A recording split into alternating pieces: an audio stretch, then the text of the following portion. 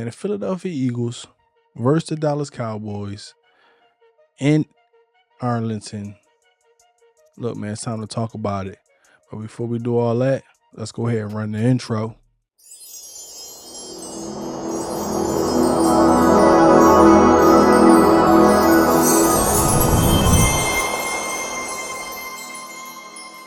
Look, man, this right here for the G's and the OGs.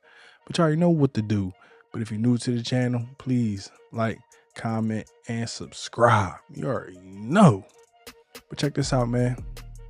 Jalen Hurts, he did not practice. He was at practice, but he didn't do no throwing. According to his presser, he said he just didn't practice, you know what I mean, because he was doing what he was told, basically. You know what I mean? Like, it was a rest day for him, basically. And I'm cool with that.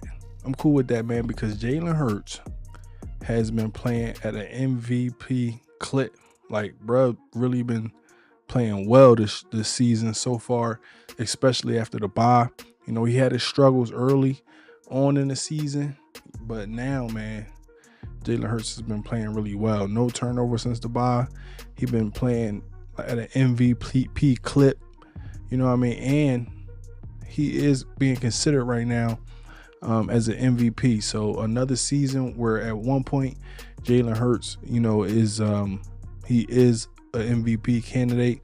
And we already know what we got in Jalen, bro. We already know what we got in Jalen. He is also tied for the most rushing touchdowns since 2021. And who he is tied with is Derrick Henry with a total of 46 touchdowns. Look, man, bruh is a quarterback who can throw, and he is a quarterback who can run. And most of the time, y'all be thinking y'all be having Jalen short, and he be muscling y'all into the end zone.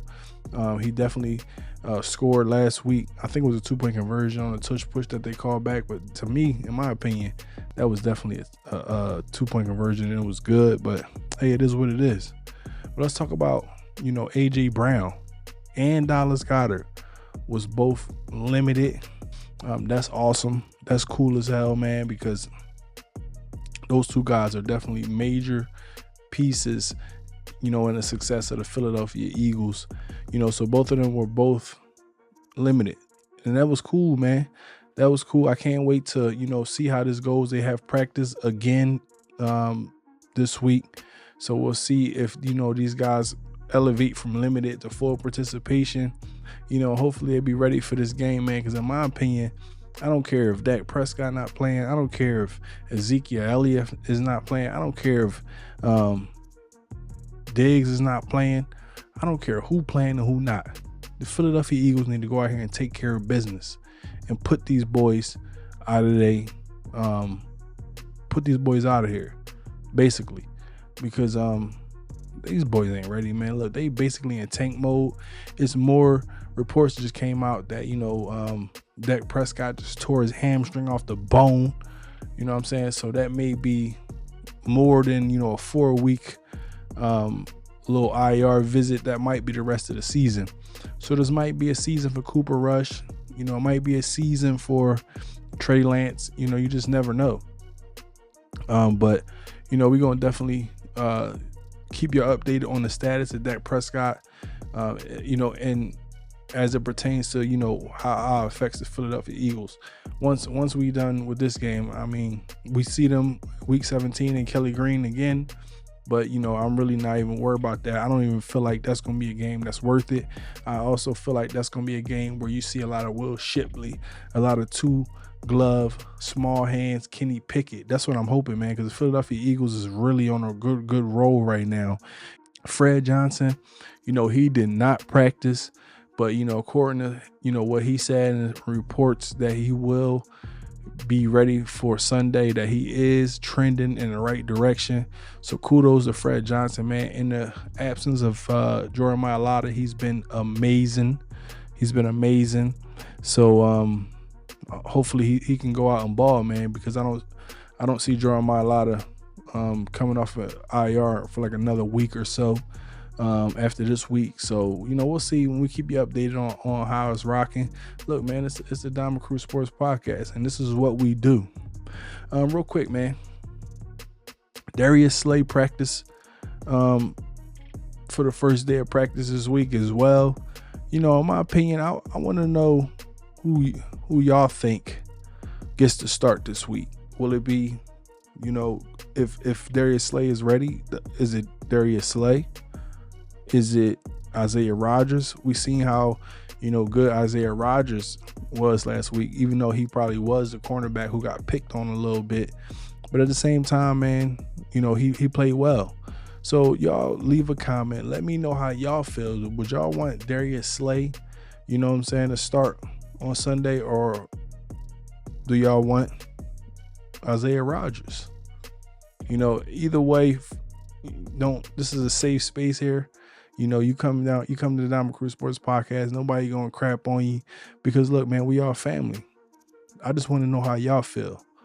Let me know, man. Leave a comment on who y'all think should start, Darius Slay, or have you seen enough to say Isaiah Rodgers has secured that starting spot?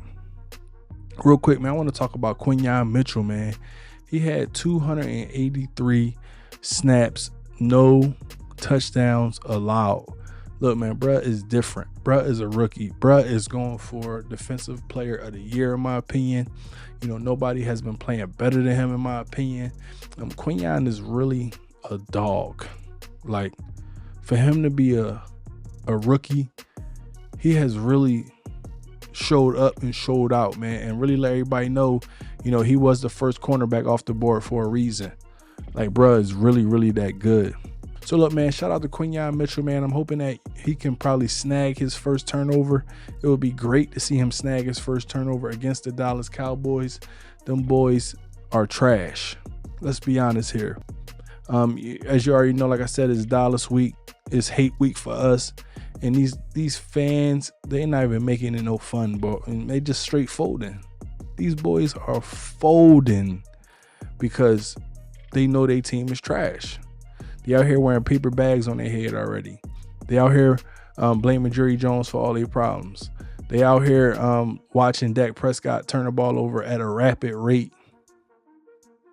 Well, they saying that the Dallas Cowboys, don't have no help. We already know they don't have no run game. Their run game is trash. And that's why that team is trash, to be honest. So, like, I'm not super concerned, with the Dallas Cowboys, especially with Dak Prescott not playing. But, I do think that Micah Parsons will be available for this game. I do think that Deron Bland will be available for this game. I will keep you updated on that. We're going to see how this goes, man. We're going to see how this goes. But, I'm just not scared of the Dallas Cowboys, bro. Them boys is trash. Just like we thought they was going to be. They trash. And you can go up to any Dallas Cowboy fan in the world and say, y'all trash. And they're going to say, I know. So it's really not no fun, man. I'm just hoping that the Philadelphia Eagles make the Dallas Cowboys bite the curb. If you don't know what that means, look it up. I want the Philadelphia Eagles to make the Dallas Cowboys bite the curb. You know what I'm saying? That's what I want.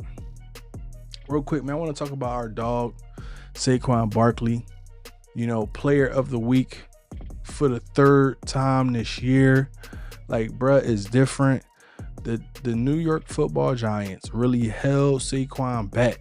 They held Saquon back, man. Saquon is so good. And he wasted a lot of time over there with the New York Giants. Hopefully, gladly, he is with the Philadelphia Eagles now. And now you can see that the talent was always there. Like, y'all out here playing regular NFL football. Saquon Barkley out here playing NFL street. You know what I'm saying? Jumping over people backwards. He's doing things that nobody in this world have ever seen before. You know what I'm saying? So let's talk about it. You know what I mean? Y'all was holding Saquon back, and not no more, because he's running behind a really good offensive line. And you can see, because bruh has already had 3 offensive player of the weeks. But, he's ready for the workload. Saquon Barkley is ready for the workload. He basically said, it's been a lot of reports coming out that Saquon Barkley is cool with the workload. He's cool with 20 to 25 carries a game, if not more. We shouldn't be worried about it, basically, because Saquon Barkley is ready. And everybody know that. We've never seen Saquon play like this. We always seen Saquon play well, but I've never seen him play like this. You know what I mean? Real quick, man, let's talk about how the Philadelphia Eagles just was, still. They didn't do nothing at the trade deadline, man. They did absolutely nothing. For the first time in a while, man, you just didn't see Howie Roseman make a move during the trade deadline. And, that's cool, bro. That's cool. I guess they feel like, man, they have what they need. The team has been playing well as of late.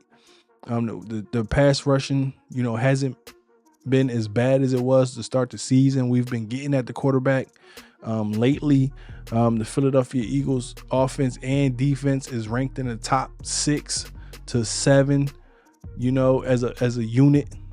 Both offense and defense is ranked 6 and in the top 6, 7th. Like, bro, these boys been balling.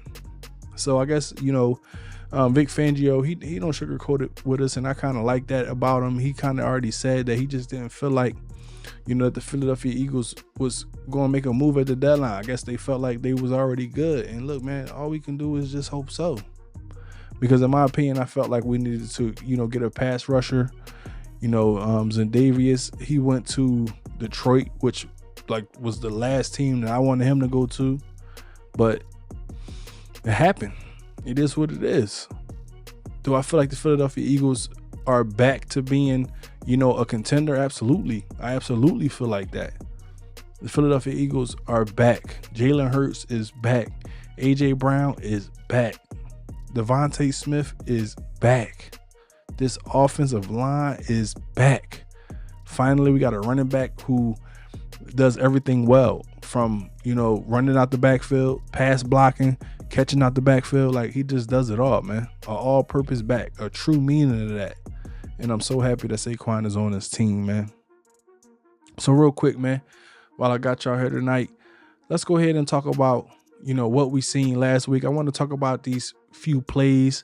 These are the plays that really stood out to me last week. I would love to go over all the plays, but look, man, I can't do that. Just because y'all think this ain't what I do, let's check out the all 22. The Birds see the Jags sitting back in quarters coverage, giving Devontae that one-on-one with the corner. It's 3rd and 22. Ain't exactly an ideal spot right here, but Hurts know what's up, man. He spots the mismatch and says, let's get it. He hit Devontae on a fire double move, and boom, perfect pass. Dropping a bucket. Smitty one-handed it. Straight up game changer right here. All right, check this out. They running a quarterback counter bash. This is a nasty, nasty play. Perfect for busting through that 5-man front. They get creative, moving the back from slot, throwing the defense off balance. Once the offensive line handles business, Hurts keeps it and follows Big Fred Johnson for a walk-in touchdown. Easy score right here. This is what we want to see from Jalen Hurts. I'm calling it. He been playing MVP like Jalen is one of them. Hurts is just feeling the field on this one. Jags start showing like a single high look. Then they switch to a cover 2. Hurts peek right, and then he decides to hit Barkley on the check down, and Barkley is a man on a mission. He breaks tackles, spins, even throws up a backwards hurdle. Hurts could have went to Smitty on this one, but he knew Barkley in space. It's like a dream matchup.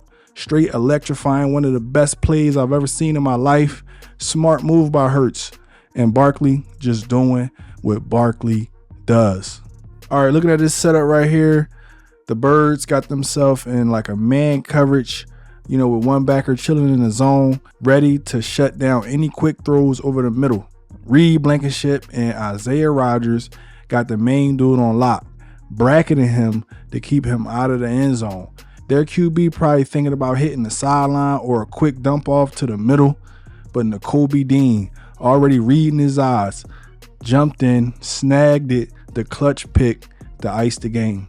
Shout out to Nakobe Dean, man. It's the best I've ever seen him play. Then the Jags pull a shuffle motion to mess with our defense, pushing Zach Bond out wide to cover the flats while the backs cut inside on an angle route. But as the back bobbles the pass, Nakobe Dean flies in, ready to lay the smack down, and Bond sees his shot, dives in, and snags the pick off the chaos. Dean and Bond making it known they here to play, man, and they here to dominate. I want to make sure that Zach Bond don't end up like Edwards or Kaiser White. We need to make sure we pay that man. Look, man, as you can see, there was some really good plays made by the Philadelphia Eagles last week. I really feel like last weekend, you know, it was extremely dynamic. I seen some plays that I've never seen before, and I appreciate the Philadelphia Eagles for making it so fun. All right, y'all, so let's go over the injury report, you know what I'm saying, for Wednesday, November 6th. Let's just talk about it real quick. You know, we had Devontae Smith. He did not practice with a hamstring injury. You know, we had Nolan Smith. He did not practice with a groin injury. You know, we had Ben Van Sumeren, who did not practice with a concussion. We had Saquon Barkley on a rest day. He was limited. We had Mekhi Becton with an ankle injury. He was limited. We had A.J. Brown with a knee injury. He was limited. We had Bryce Huff with a wrist injury. He was limited. We had Jalen Hurts on a rest day. He was limited. We had Fred Johnson with a knee injury. He was limited. We had Cam Jurgens with a wrist injury. He was limited. We had Darius Slay was limited. We had Anaya Smith with an ankle injury. He was limited. We had Josh Sweat with a hip injury. He was limited. We had Jeremiah Trotter Jr. with a hip injury. He was limited. We had Dallas Goedert with a hamstring injury. He was full practice. So look, man, that was a pretty lengthy list for November 6th on a Wednesday. You know, as the new injury report comes out during the week, I will have that update for y'all. Hopefully this list shrinks a little bit and we get a couple of these guys for the Dallas game. But like I said, man, it's gonna be more videos out this week. We're gonna definitely have the pre-game breakdown this week. Hopefully we're gonna stream the game live this week with the Eagles Unleashed podcast. You know, me and the guys. And look, man, it is what it is. But if you made it this far in the video and you felt like this puppy helped you out, please do the channel a favor. Like, comment, subscribe, hit that notification bell so you always up to date. But for now,